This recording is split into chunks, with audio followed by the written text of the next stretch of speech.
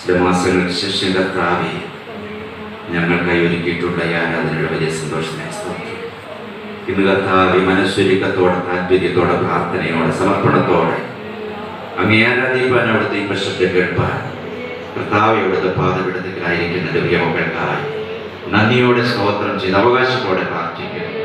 ഇന്ന് പകൽക്കാല കർത്താവ് ഞങ്ങളുടെ പാദപീഠത്തിലേക്കുമ്പോൾ കർത്താവ് ബെഥാനിയിലെ നല്ല മറിയ കർത്താവ് അവിടുത്തെ പാദപീഠത്തേക്ക് ഇരുന്നുകൊണ്ട് എൻ്റെ അപ്പൻ്റെ പൊന്നുമുഖത്തേക്ക് നോക്കി കർത്താവ് അവിടുത്തെ തിരുമുഖത്ത് നിന്ന് കർത്താവ് വന്ന വാക്കുകളെ കേട്ട് നല്ല അംശം തിരഞ്ഞെടുത്തോളായി മടങ്ങിപ്പോയതുപോലെ ഇന്ന് പകൽക്കാല കർത്താവ് അങ്ങിൽ നിന്ന് നല്ല അംശം തിരഞ്ഞെടുത്ത് അനുഗ്രഹം പ്രാപിച്ചവരെ കടന്നു പോകുവാൻ ഞങ്ങളെയൊക്കെ സഹായിക്കണമേ. ഇന്നത്തെ വചന കഴിയുക കർത്താവ് ഞങ്ങളുടെയൊക്കെ ജീവിതത്തിന് അനുഗ്രഹം വിടുതലമാക്കി തീർക്കണം പ്രാർത്ഥിക്കുന്നു. ബലഹീന അടിയനെ താഴ്ത്തിയേൽപ്പിക്കുന്നു. കുറവുകളെ ഓർക്കാതെ നോക്കാലും ബലപ്പെടുത്തണമേ. അടിയന്റെ വായ വാക്കുകളും നിന്റെ പ്രിയമുള്ളത് അവിടത്തേക്ക് പ്രസാദകരമായിരിക്കുമാറാകണമേ.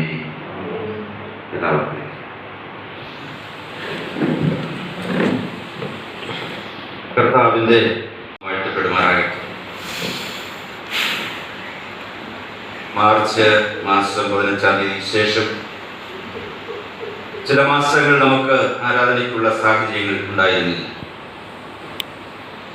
എന്നാൽ കഴിഞ്ഞ 2 ആഴ്ചകളിൽ സർക്കാരിൻ്റെയും ആരോഗ്യ വകുപ്പിൻ്റെയും ഒക്കെ നിർദ്ദേശങ്ങൾ പാലിച്ചുകൊണ്ട് ചെറിയൊരു കൂട്ടമായി 8 വീട്ടിൽ ഓരോരുത്തർ വീതം ചെറിയ ആരാധനയായി നടത്തുവാനായിട്ട് ചർച്ച കമ്മിറ്റി കൂടി തീരുമാനിച്ചു.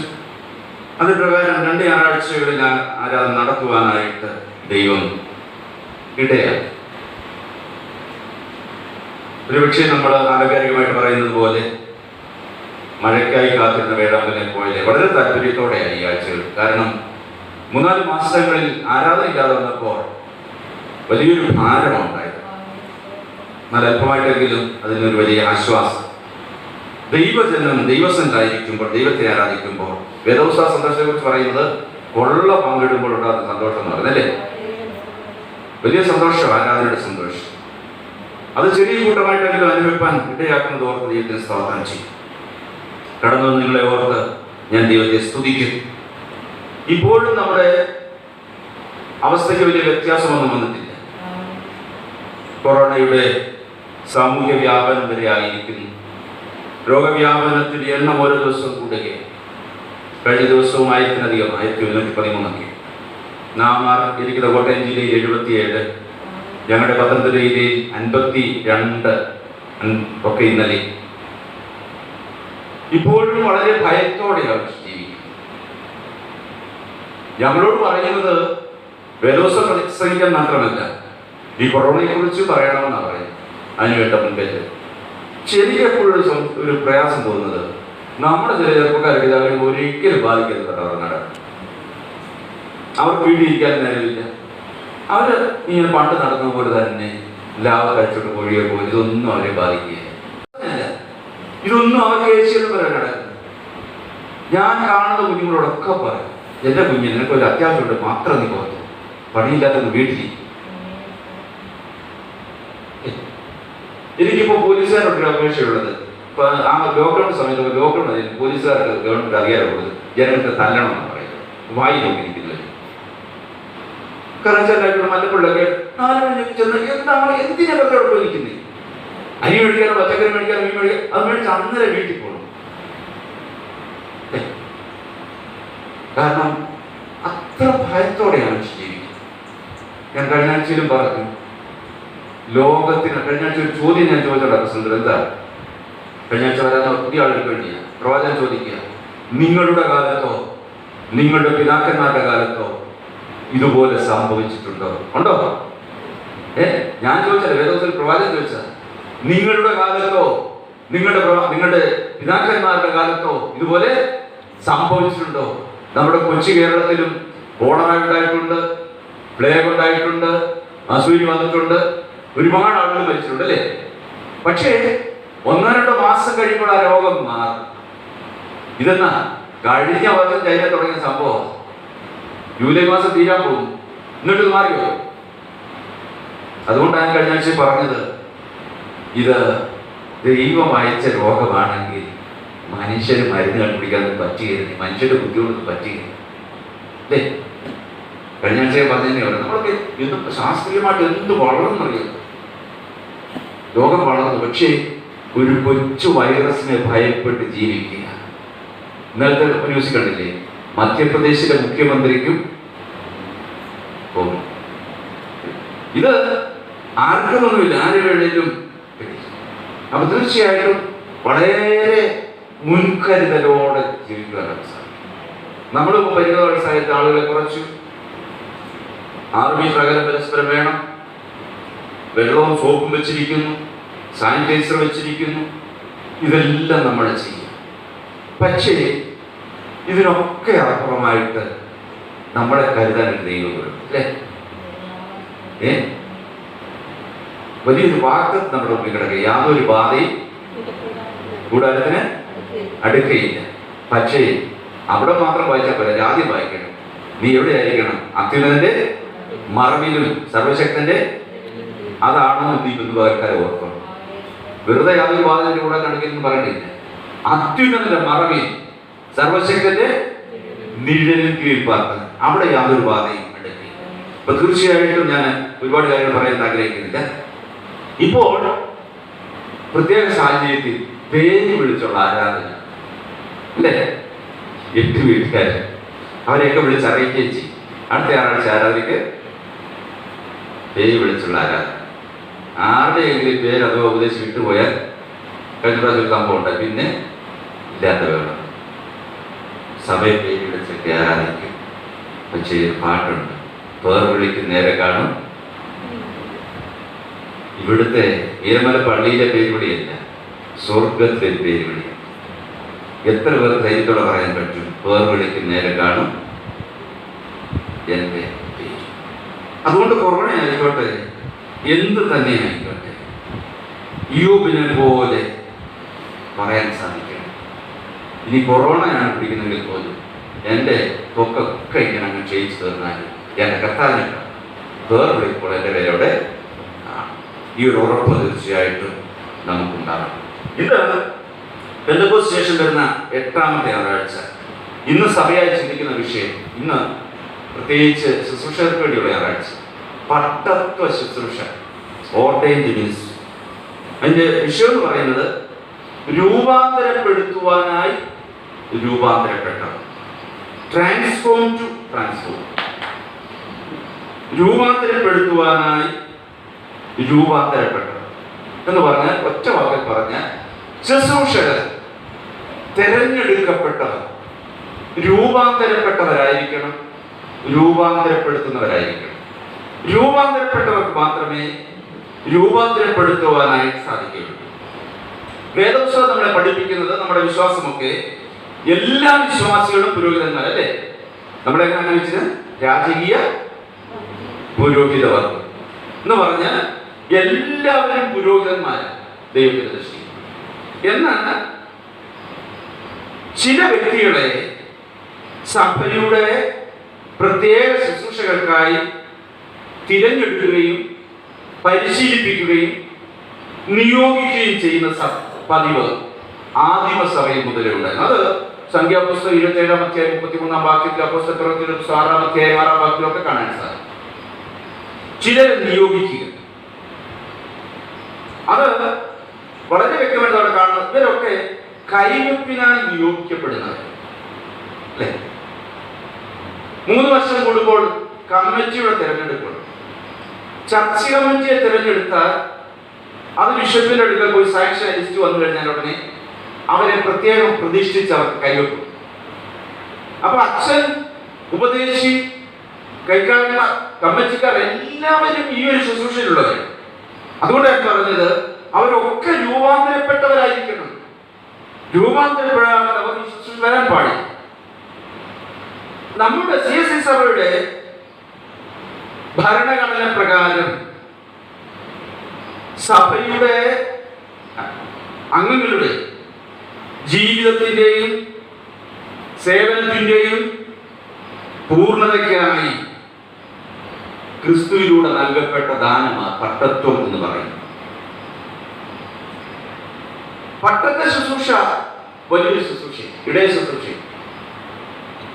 പട്ടത്തെ ശുശ്രൂഷയുടെ മുഖ്യ കർമ്മി എന്ന് പറയുന്നത് ദൈവമാണ്.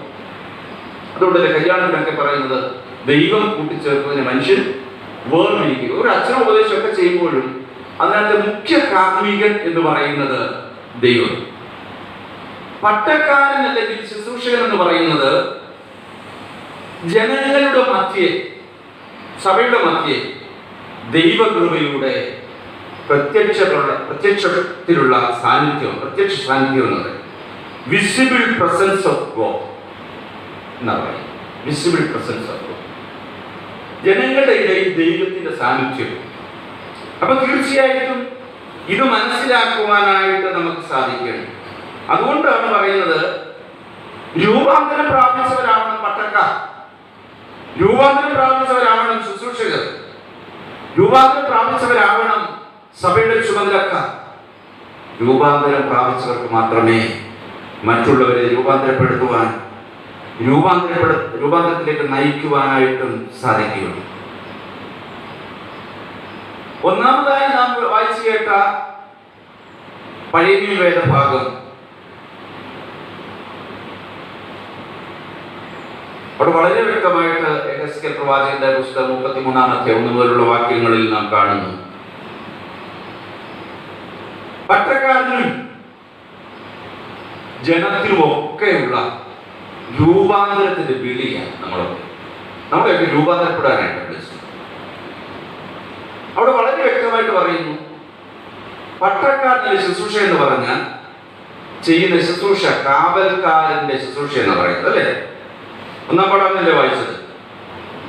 ആരും മിണ്ടുന്നില്ല. യഹോവയുടെ അരുളപ്പാട് എനിക്കുണ്ടായിരുന്നത്, മനുഷ്യപുത്ര, നീ നിന്റെ സ്വന്തം ജാതിയോട് പ്രവചിച്ചു പറയേണ്ടത്, ഞാൻ ഒരു ദേശത്തിന്മേൽ വാൾ വരുത്തുമ്പോൾ, വലിയ ദേശത്തിന്റെ വലിയൊരു അനർത്ഥത്തെ കുറിച്ചാണ് പറയുന്നത്. അപ്പൊ പട്ടക്കാരെന്ന് പറയുന്ന ശുശ്രൂഷ എന്ന് പറയുന്നത്, ഞാനൊരു ദേശത്തിന്റെ മേൽ വാൾ വരുത്തുമ്പോൾ, അനർത്ഥം വരുത്തുമ്പോൾ നിങ്ങളുടെ കൂട്ടത്തിൽ ഒരു പുരുഷനെ തിരഞ്ഞെടുത്ത കാവൽക്കാരനായി വെക്കണം. പിന്നെ ദേശത്തിന് നേരെ വാൾ വരുന്നത് കണ്ടിട്ട് അവൻ കാഹളമൂതി ജനത്തെ ഓർമ്മപ്പെടുത്തണം. ഇതായിരുന്നു വായിച്ചത്. ഇതുപോലെ ദേശത്തിന് നേരെ വരുന്ന വാളിനെ കുറിച്ച് വേറൊരു വേദഭാഗമുണ്ട്. അത് നിങ്ങൾക്ക് അറിയാമോ? അവിടെ നഹൂം പ്രവാചകൻ പറയുന്നൊരു കാര്യമുണ്ട്. നഹൂം പ്രവചനം അതിന്റെ 2-ാം അധ്യായം തുടങ്ങുന്നത്, സംഹാരകൻ നിനക്കെതിരെ കയറി വരുന്നു, കോട്ട കാത്തുകൊള്ളുക, നിന്നെ തന്നെ സൂക്ഷിച്ചു നോക്കുക, അരമുറുക്കുക, നിന്നെ തന്നെ നല്ലവണ്ണം ശക്തീകരിക്കുക. അപ്പൊ സംഹാരകൻ നിനക്കെതിരെ കയറി വരും. അപ്പൊ നാം ഇത് മനസ്സിലാക്കേണ്ടത്, കൊറോണയായിട്ടും കോവിഡായിട്ടും പല വിധത്തിൽ സംഹാരകൻ ലോകത്തിൽ വന്നുകൊണ്ടിരിക്കും. അപ്പൊ ഇവിടെ തന്നെ തന്നെ സൂക്ഷിക്കുവാനും അരമുറുക്കുവാനും ഒക്കെ ഉള്ള സമയം. ഇത് ആരും മറന്നുപോകും. ജനത്തിനുള്ള വലിയൊരു മുന്നറിയിപ്പ്. ഞാൻ പ്രാർത്ഥനയിൽ പറഞ്ഞില്ലേ, എന്നൊക്കെ ലോക തകൃത്യത്തിന് കഴിഞ്ഞ ഞാൻ പറഞ്ഞ വീണ്ടും പറയാനായിട്ട് ആഗ്രഹിക്കുന്നു. നോഹയുടെ കാലത്തും ലോത്തിന്റെ കാലത്തും ഒക്കെ സംഭവിച്ചതില്ല. നമ്മൾ ഓർത്തു നോക്കിക്കേ, ലോത്തിന്റെ കാലത്തേക്കാൾ നോഹയുടെ കാലത്തേക്കാൾ ദുഷ്ടത പെരുകിയില്ല.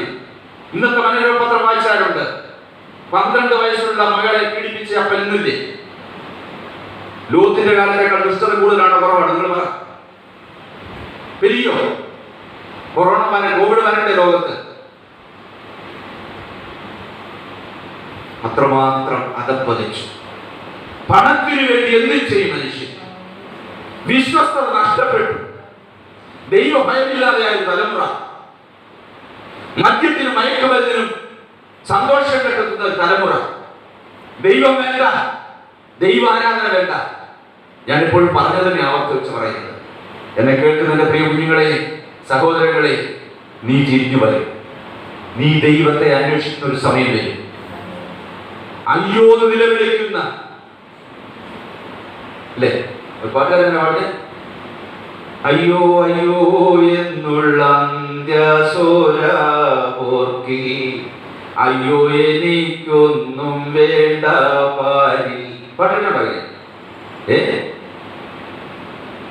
ഇന്ന് നമ്മൾ ലേഖനപാഠഭാഗത്ത് വായിച്ചേ, നിനക്ക് ആരോഗ്യമുള്ളപ്പോൾ, നീ യൗവനക്കാരനായിരുന്നപ്പോൾ നീ തന്നെ നിന്റെ അരമുറുക്കി നിനക്ക് ബോധിച്ചതുപോലെ നടന്നു. അങ്ങനെയല്ലേ നടക്കുന്നത്? ആരോഗ്യമുണ്ട്, അത്യാവശ്യം പണമുണ്ട്, ബോധിച്ചതുപോലെ നടക്കുക. ഹല്ലേലൂയ.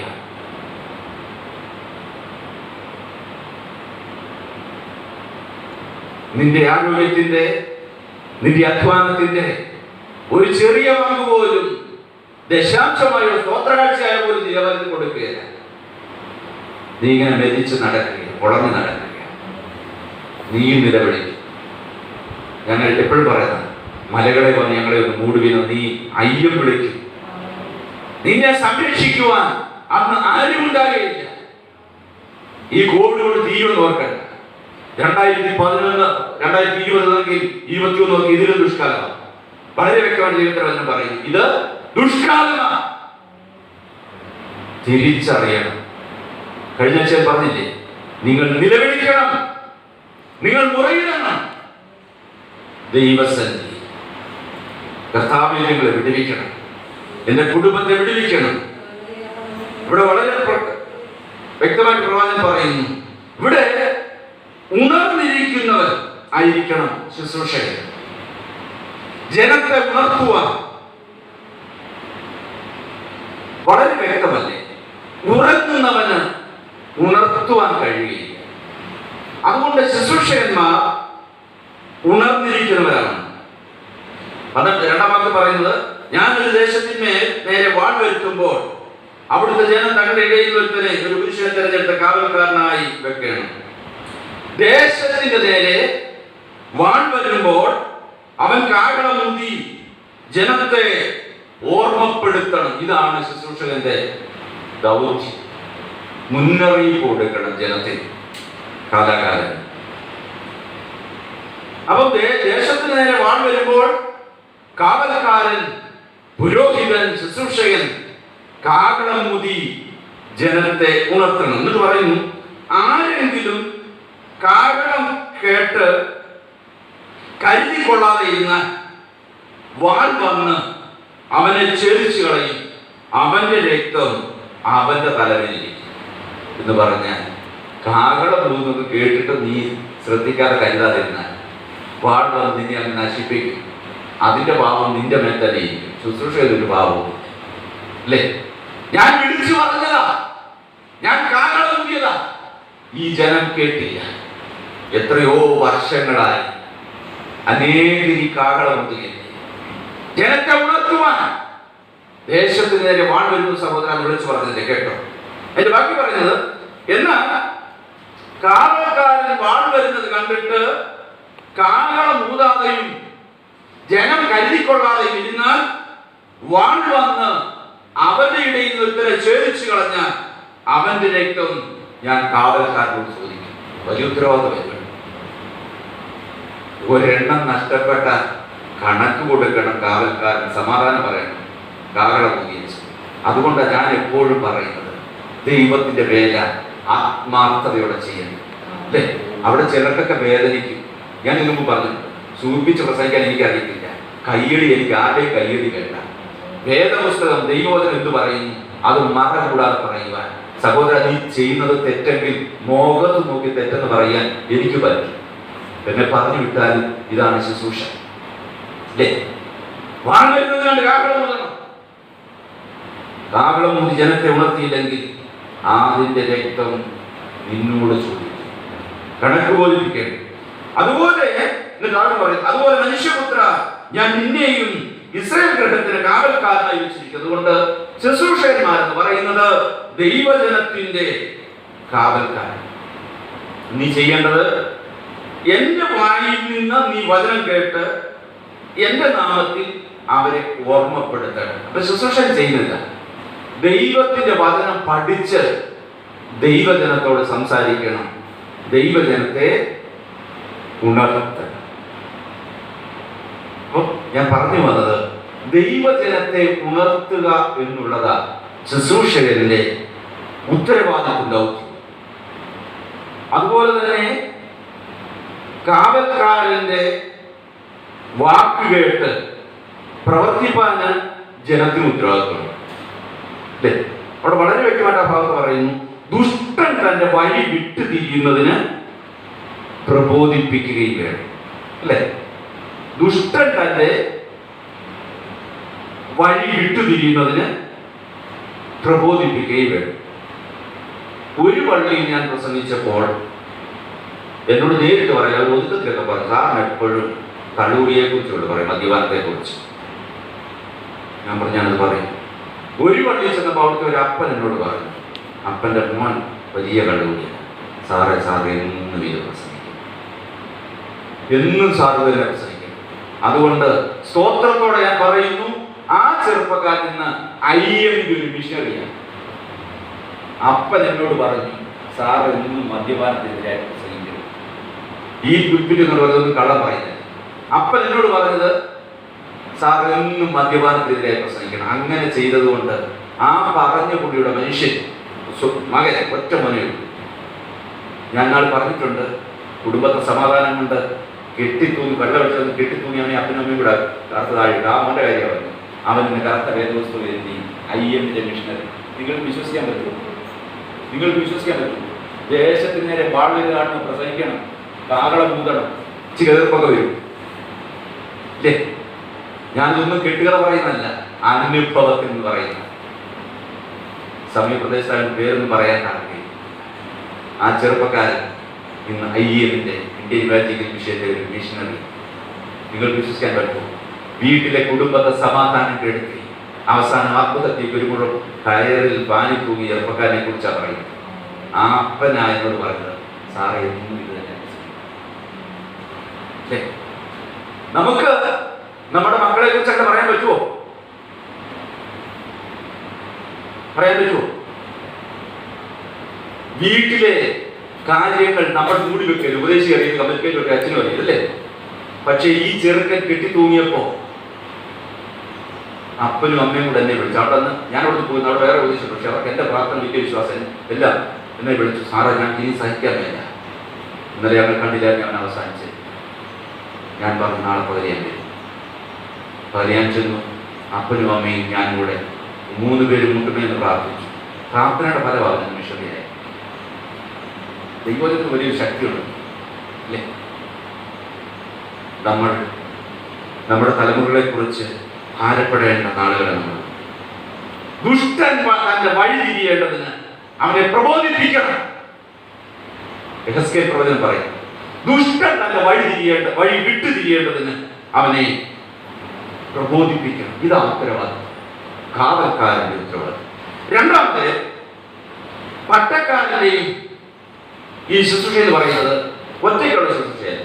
പട്ടക്കാരൻ രൂപാന്തരപ്പെട്ട ശുശ്രൂഷകനും രൂപാന്തരപ്പെട്ട കുടുംബവും ശുശ്രൂഷപ്പെടും. നമ്മുടെ ഇവിടെ കൊച്ചഞ്ചിറയിലെ ഒരു സഭയുണ്ട്, അവിടെ പള്ളിയിൽ ഒരു ഉപദേശിച്ചുണ്ട്. പുള്ളിയുടെ ഭാര്യ ഹിന്ദുവിനാണ് കെട്ടിക്കൊണ്ടത്. കല്യാണത്തിന് പള്ളിയിൽ പോയിട്ടുള്ള പുള്ളിക്കാരി പള്ളിയിൽ പോകും. പുള്ളിക്കാരി ഇപ്പോഴും ഹൈദരാബാദിൽ തന്നെ കൊണ്ടുപോകും ചിലപ്പോൾ. ഈ പുള്ളി മാത്രം ഉപദേശിച്ചായിട്ട് നടക്കും. അതല്ല ഇവിടെ പറയുന്നത്. ശുശ്രൂഷ എന്ന് പറയുന്നത് താൻ സമർപ്പിക്കപ്പെട്ടവനായിരിക്കണം. നമ്മുടെ സഭയുടെ ശുശ്രൂഷ എന്ന് പറയുന്നത് പട്ടണ ശുശ്രൂഷ, കുടുംബമായിട്ടുള്ള ശുശ്രൂഷ, അല്ലേ? നാം വായിച്ച 2-ാം പാഠഭാഗം അവിടെ വളരെ വ്യക്തമായിട്ട് പറയുന്നു. അവിടെ ഒരുവൻ അധ്യക്ഷ സ്ഥാനം കാക്ഷിക്കുന്നുവെങ്കിൽ, എന്താ പറയുക, കമ്മിറ്റിക്കാരെ കുറിച്ചൊക്കെ പറയും, അവൻ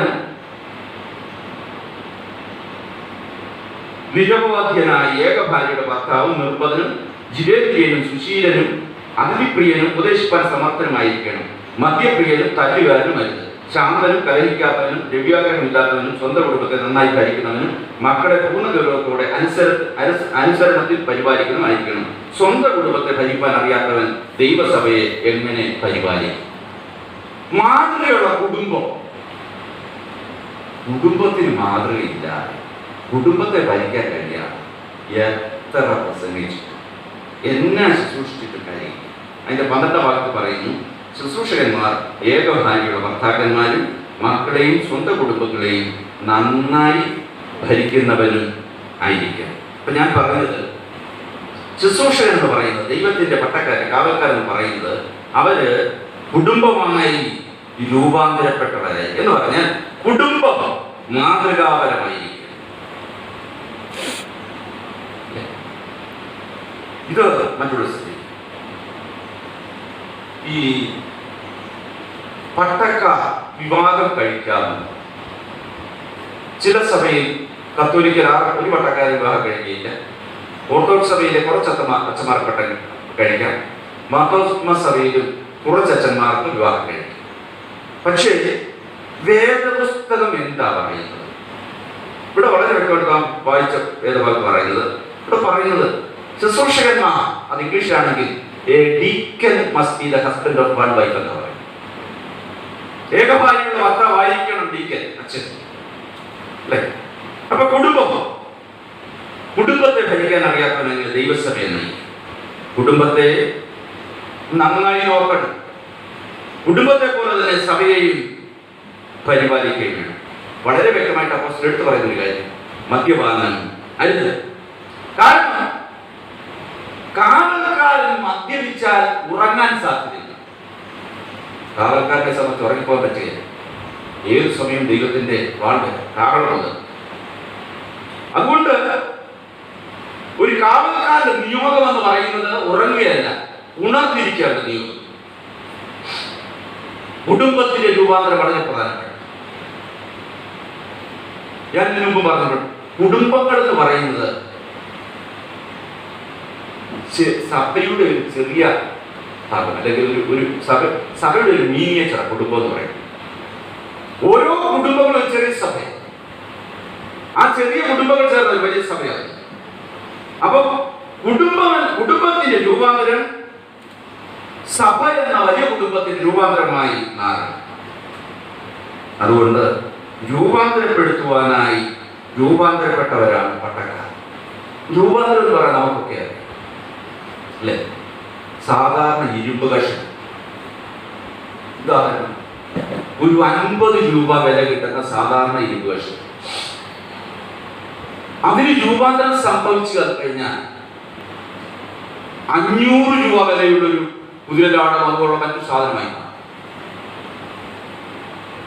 വളരെ വില കുറഞ്ഞ ഒരു ഇരുമ്പ് സാധനം അത് വേണ്ടവണ്ണം രൂപാന്തരം പ്രാപിച്ചു കഴിഞ്ഞാൽ കാറിന്റെയോ വിമാനത്തിന്റെയോ പാർട്സുകളായി മാറും, അല്ലേ? അങ്ങനെ ഇരുമ്പായിട്ടുള്ള കാര്യം വലിയ വിലയൊന്നുമില്ല, അല്ലേ?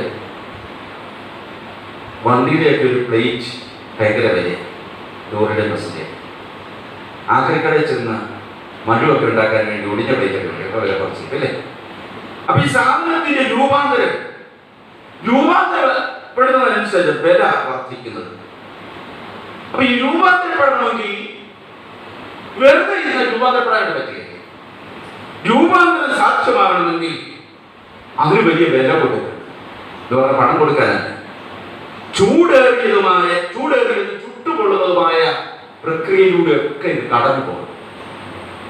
അപ്പോഴേ രൂപാന്തരം സംഭവിക്കുകയുള്ളൂ. ഒരുപാട് അടിയും ഇടിയും തട്ടും മുട്ടും പരിക്കും ഒക്കെ ഏൽക്കണം, എങ്കിൽ മാത്രമേ അത് രൂപാന്തരപ്പെട്ടു. അപ്പൊ ഈ ലോകത്തിൽ നമ്മൾ ജീവിക്കുമ്പോൾ ഈ പരിക്കുകളിലൂടെ ജീവിതത്തിൽ രോഗങ്ങളും ഭാരങ്ങളും ദുഃഖങ്ങളും പ്രയാസങ്ങളും പ്രതിസന്ധികളും ചോദനകളും വേദനകളും ഒക്കെ വരുമ്പോൾ അത് നമ്മളെ രൂപാന്തരത്തിലേക്ക് നയിക്കുന്നതാണ്, അല്ലേ? വിലയുള്ളതായി മാറി. ഞാൻ പറഞ്ഞത് ഇവിടെ 50 രൂപ കിട്ടുന്ന ഒരു ഇരുമ്പ് കഷ്ണം അത് രൂപാന്തരപ്പെടുത്തുമ്പോൾ വലിയ വിലയുള്ളതായി മാറി.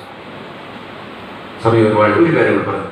അവസാനമായി നാം വായിച്ച സുവിശേഷ വേദഭാഗം, അവിടെ പത്രോസിനെ ശുശ്രൂഷയ്ക്കായിട്ട് അയക്കുന്ന ഭാഗം നാം വായിച്ചു കേട്ട. പത്രോസിനോട് 3 പ്രാവശ്യം ചോദിക്കുന്നു, യോഹന്നാന്റെ മകനായ ശിമോനേ, നീ ഇവരധികമായി എന്നെ സ്നേഹിക്കുന്നു എന്ന് പറഞ്ഞാൽ രൂപാന്തരം എന്ന് പറയുന്നത് ഒരിക്കൽ മാത്രം സംഭവിക്കേണ്ട കാര്യമല്ല. രൂപാന്തരം എന്നും സംഭവിച്ചുകൊണ്ടിരിക്കും. ക്രിസ്തീയ ദർശനം പറയുന്നത് രൂപാന്തരം എന്നും സംഭവിച്ചുകൊണ്ടിരിക്കും. അതങ്ങനെ തന്നെ സംഭവിക്കും. ഈ പത്രോസിനെ സംബന്ധിച്ച്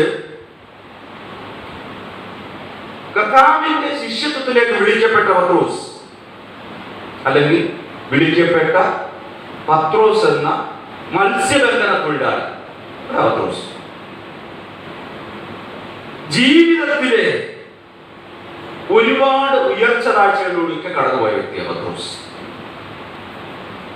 എന്നാൽ യേശു കർത്താവിനാൽ വിളിക്കപ്പെട്ട് യേശു കർത്താവിന് ശിഷ്യനായതിനു ശേഷം യേശു കർത്താവിന്റെ പുനരുത്ഥാനത്തിന്റെ സാക്ഷിയാനുള്ള ഭാഗ്യം പത്രോസിന് ലഭിച്ചു. ദൈവത്തിന്റെ പരിശുദ്ധാത്മാവിനെ സ്വീകരിക്കാനുള്ള ഭാഗ്യം പത്രോസിന് ലഭിച്ചു. അങ്ങനെ ഒരുപാട് അവസരങ്ങൾ പത്രോസിന് ലഭിച്ചു. രണ്ട് കാര്യങ്ങൾ പ്രധാനമാണ്. കർത്താവിന്റെ പുനരുത്ഥാനത്തെ ദർശിക്കാൻ, പുനരുത്ഥാനത്തിന്റെ സാക്ഷിയാകും. രണ്ട്, ദൈവത്തിന്റെ പരിശുദ്ധാത്മാവിനെ സ്വീകരിക്കാൻ. എന്നാൽ ഇതൊക്കെ ലഭിച്ച പത്രോസ് പഴയ തൊഴിലിലേക്ക് മടങ്ങിപ്പോകും. തന്റെ മത്സ്യബന്ധനം എന്ന പഴയ തൊഴിലേക്ക് മടങ്ങിപ്പോകും. മാത്രമല്ല, തന്റെ കൂടെയുള്ളവരെയും പിന്മാറ്റത്തിലേക്ക് നയിക്കുകയും ചെയ്തു. രണ്ട് കാര്യങ്ങളാണ് പത്രോസ് ഇതുപോലെ. താൻ തന്റെ പഴയ തൊഴിലേക്ക് മടങ്ങിപ്പോകുന്നു, തന്നോടൊപ്പമുള്ളവരെ പിന്മാറ്റത്തിലേക്ക് നയിക്കും. അങ്ങനെ പിന്മാറിപ്പോയ പത്രോസിനെ ഒരു സ്വയം ശോധനയ്ക്കുള്ള ചോദ്യമാണ് യേശു കർത്താവ് ചോദിക്കുന്നത്. നീ ഇവരിലധികമായി എന്നെ സ്നേഹിക്കുന്നു.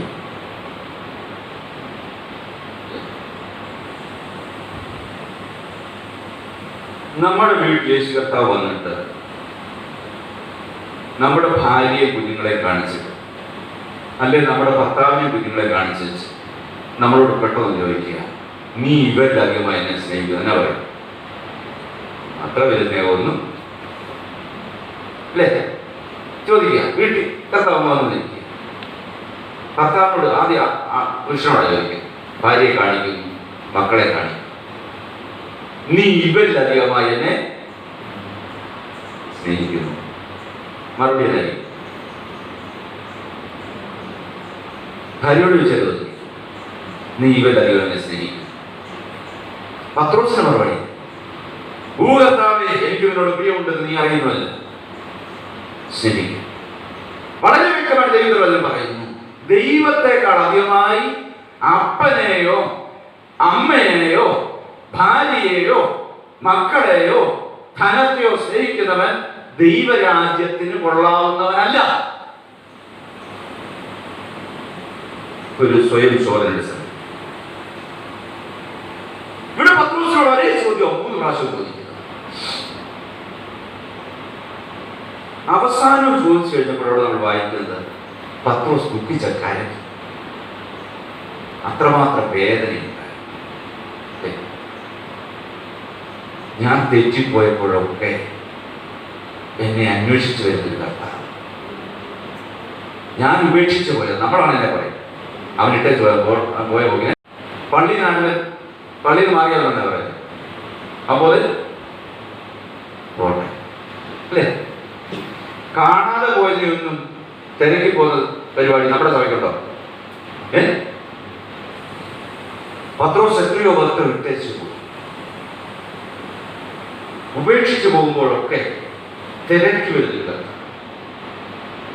ഇവിടെ പത്രോസ് ദുഃഖിച്ച് കരയാനായിട്ട് കാര്യം, 3 പ്രാവശ്യവും യേശു കർത്താവിനെ ചോദിക്കുമ്പോൾ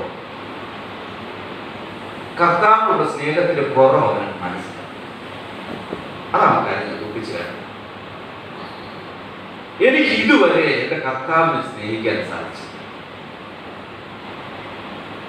നമ്മൾ ഒരു പാട്ടുണ്ട്, കർത്താവിൻ സ്നേഹത്തിൽ എന്നും വസിച്ചിടുവാൻ വൻകൃപ. പിന്നെ ലോകം പാപം പിശാചിനെ തൊടുകയായി ലോകം തൊടു അല്ലേ? ലോകം തൊടു. ഞാൻ എപ്പോഴും പറയുന്നതാ, ഇതിനും പറയുന്നത്, ലോകം നമ്മളെ തൊടു എന്ന് പറയുന്നത് എപ്പോഴാണ് അറിയാം? മരിച്ചു മാത്രം. ലോകം വേണ്ട എനിക്കൊന്നും വേണ്ട അല്ലേ? അതുവരെ നമുക്ക് ലോകം വേണം, ലോകത്തുള്ള എല്ലാം ഇതിനൊക്കെ കെട്ടിപ്പിടിക്കാൻ പറ്റിയിരിക്കും. ലോകം വേണ്ടെന്ന് പറയുന്നത് മൂക്കിലെ ശ്വാസം പോയി കഴിയും. വളരെ വ്യക്തം. ഞാൻ എൻ്റെ വാക്കുകൾ നിർത്താൻ. ഇത് പത്രോസിനെ വലിയൊരു രൂപാന്തരത്തിലേക്ക് നയിക്കുക. ഇനി എന്തൊക്കെ വന്നാലും പത്രോസ് പിന്മാറിപ്പോയില്ല. ഈ 3 ചോദ്യം ചോദിച്ച് തന്റെ ജീവിതത്തിൽ യേശുവിനോടുള്ള സ്നേഹത്തിന്റെ കുറവ് മനസ്സിലാക്കിയ പത്രോസ് വലിയൊരു രൂപാന്തരത്തിന് ഉടമസ്ഥനായി. ഇന്ന് പത്രോസ് രൂപാന്തരം പ്രാപിച്ചു. പത്രോസ് പ്രസംഗിച്ചാൽ 3000 ഒറ്റയടി മാനസാന്തരം പിടിക്കും. രൂപാന്തരം സംഭവിച്ചു ഇല്ലേ? പത്രോസ് നടന്നുപോയാൽ വഴിയരിയിൽ കൊണ്ട് രോഗികളെ കടത്തും. എന്തിനാ? രൂപാന്തരം പ്രാപിച്ചവനാണ് കടന്നു പോകുന്നത്. അവന്റെ നേരിട്ടഴിച്ചാൽ മതി, രോഗം സൗഖ്യമാകും. ഞാൻ പറഞ്ഞില്ല, വേദപുസ്തകത്തിൽ എഴുതിയിരിക്കുന്ന. ഇന്ന് വലിയൊരു കുഴപ്പം രൂപാന്തരം പ്രാപിച്ച ശിഷ്യന്മാർ കുറവാണ് അല്ലേ? അച്ഛന്മാരായിക്കോട്ടെ, ഉപദേശിമാരായിക്കോട്ടെ, തിരഞ്ഞെടുത്ത കമ്മിറ്റിക്കാരായിക്കോട്ടെ, രൂപാന്തരം പ്രാപിച്ചവരല്ല നേതൃസ്ഥാനങ്ങളിൽ വരുന്നത്.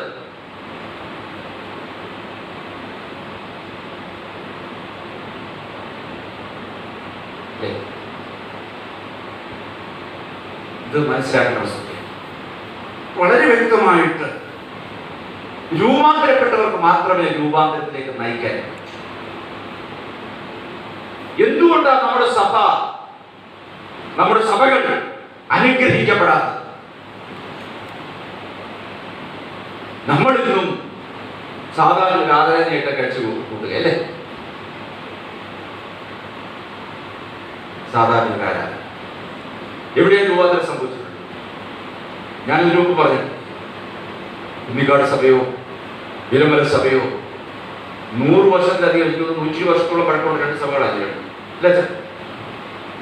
ഹെൻറിമേക്കർ ജൂനിയറിന് സ്ഥാപിതമായ 2 സഭകൾ 100 വർഷത്തോളം പഴക്കമുള്ള സഭയാണ്. ഒരു കൊടി ഉപദേശിമാരോ അച്ഛന്മാരോ നമ്മുടെ സഭയിൽ നിന്നിട്ടുണ്ടോ? എന്ത് രൂപാന്തരം നമ്മുടെ സഭകൾക്ക് സംഭവിച്ചിട്ടുള്ളത് ഉണ്ടായിട്ടുണ്ട് അല്ലേ? ഒരു രൂപാന്തരവും. ഞാൻ പറയുന്നത്, കേൾക്കുന്ന വചനങ്ങൾ ഒരിക്കലും നമ്മളിൽ വേണ്ടവണ്ണം ക്രിയ ചെയ്യുന്നില്ല. ദുഷ്ടൻ അവന്റെ ദുഷ്ടത വിട്ടുതിരിയുവാൻ അവനോട് പ്രസംഗിക്കണം. ദേശത്തിന് നേരെ വാൾ വരുമ്പോ കാഹളം ഊതണം. കാഹളം ഊതാഞ്ഞിട്ടാണോ? കാഹളം ഊതാഞ്ഞിട്ടാണ്.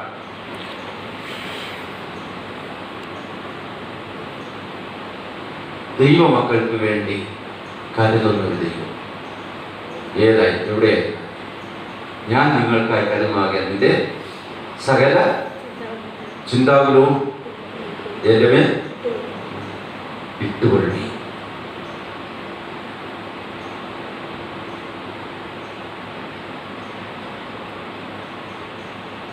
ഞാൻ എൻ്റെ ജീവിതത്തിൽ എപ്പോഴും എൻ്റെ ജീവിതത്തോട് ബന്ധപ്പെട്ട് ഒരുപാട് പ്രതിസന്ധികൾ കിടക്കും. ഇന്നിപ്പോൾ മോടെ ഒരു കാര്യമായിട്ട് ചെറുക്കൻ്റെ വീട്ടിലേക്ക് ഒന്ന് പോവുകയാണ്. നാളുകളായി ഈ ദിവസങ്ങളൊക്കെ ഞാൻ ഇന്ന് രാവിലെ പ്രാർത്ഥിച്ചത് ഇസഹാക്കിന് ഭാര്യയെടുക്കാൻ ഏലയാസിനെ അയച്ചതുപോലെ നിന്റെ ദൂതന്മാരെ അയക്കണം. ഞാൻ പ്രാർത്ഥിച്ചതിന് രാവിലെ ഈ ദിവസങ്ങൾ പ്രാർത്ഥിക്കുന്നത് ഇസഹാക്കിന് ഭാര്യയെ തിരഞ്ഞെടുക്കുവാൻ എലിയാസിനെ അയച്ചു. തിരുമേനിയുടെ ദൂതന്മാരെ ഞാൻ പറയുന്നു, മാനുഷിക തെരഞ്ഞെടുപ്പല്ല, സ്വർഗം തെരഞ്ഞെടുപ്പ് തരണമെന്ന് പ്രാർത്ഥിച്ചു. ദൈവത്തിൽ ആശ്രയിക്കുവാൻ നമുക്ക് പറ്റും.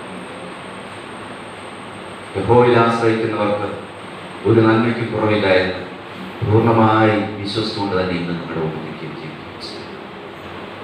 എൻ്റെ വാക്കുകൾ രൂപാന്തരപ്പെടുത്തുവാനായിട്ട് രൂപാന്തരപ്പെട്ട സമൂഹമായി സഭ മാറണം. നമ്മുടെ കുടുംബങ്ങൾ രൂപാന്തരപ്പെട്ട കുടുംബങ്ങളായി മാറണം. ഞാൻ എപ്പോഴും ഇതിനു മുമ്പ് ചോദിച്ചു, അപ്പനും അമ്മയും 2 മക്കളോ 3 മക്കളോ ഒക്കെ ആയിക്കോട്ടെ, ഒന്നിച്ച് ഒരു പായി ഒരു പുൽപ്പായി പ്രാർത്ഥിക്കാൻ പറ്റുന്ന എത്ര കുടുംബങ്ങൾ മനസ്സിലായി? ഒരു പായിലിരുന്ന് ഒന്നിച്ചു പ്രാർത്ഥിക്കാൻ പറ്റുന്ന എത്ര കുടുംബങ്ങൾ അനുഗ്രഹിക്കപ്പെടും. ഞാൻ പറയുന്നത്, ദൈവസന്നിധിയിൽ മുട്ടുമടക്കുന്ന കുടുംബങ്ങളെ ലോകം മുട്ടുമടക്കിക്കുകയില്ല. കാരണം ഞാൻ മുട്ടുമടക്കുന്ന ദൈവത്തിന്റെ സന്നിധി, എൻ്റെ മുട്ട് മടക്കാൻ ലോകത്തിന് പറ്റുക. ഇത് തിരിച്ചറിയാൻ നമുക്ക് സാധിക്കും. അതുകൊണ്ട് ഇന്ന് കേട്ട വചനത്തിൽ നമ്മളെ താഴ്ത്തിയിരിക്കും. നമ്മുടെ കുറവുകളെയൊക്കെ മനഃപൂർവ്വമായി കാണുക. നമ്മോട് തന്നെ ചോദിക്കുന്നത്, പത്രോസിനെ പോലെ രൂപാന്തരപ്പെട്ട ജീവിതമാണ് എൻ്റെ കുടുംബത്തിൽ, എൻ്റെ കുടുംബം രൂപാന്തരപ്പെട്ട അനുഭവത്തിലാണ്. അല്ലെങ്കിൽ തീർച്ചയായിട്ടും ഞാൻ ആദ്യം ഓർച്ചതുപോലെ നിലവിളിക്കുവാൻ, മുറയിടുവാൻ, പഴയ നിയമത്തിലാണെങ്കിൽ രട്ടുടുക്കുവാനൊക്കെയുള്ള സമയമായി. കരച്ചിലോടും വിലാപത്തോടും എൻ്റെ സന്നിധിയിലേക്ക് വരികയും ഈ അനക്കം നീങ്ങിപ്പോകണം, കൊറോണ വൈറസ് മാറണം.